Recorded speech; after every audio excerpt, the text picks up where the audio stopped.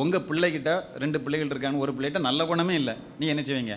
சொல்லியும் கேட்கல, அடிச்சும் திருந்தலை, இவ்வளோ வாய்ப்புகளை கொடுக்குறோம், இவ்வளோ தருணங்களை கொடுக்குறோம் அப்படின்னு சொல்லி நம்ம சங்கடப்படும். அதே போல் ஆண்டவர் என்ன தெரியுமா செய்வார்? நற்பண்புகள், நல்ல ஒரு இருதயம், நல்ல சுபாவங்கள் நம்மகிட்ட இல்லைன்னா ஆண்டவர் என்ன தெரியுமா செய்வார்? சங்கடப்படுவார்.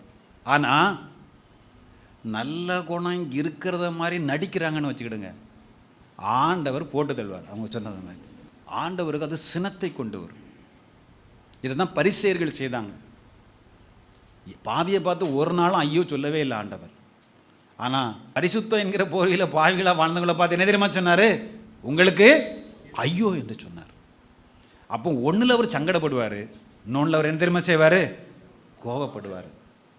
நம்மக்கிட்ட அவர் சங்கடப்படுறத மாதிரி சூழ்நிலை இருக்கிறோமா, அல்லது சந்தோஷப்படுகிற சூழ்நிலை நம்ம இருக்கிறோமா, அல்லது அவரை கோபப்படுத்துகிற சூழ்நிலை நம்ம இருக்கிறோமா?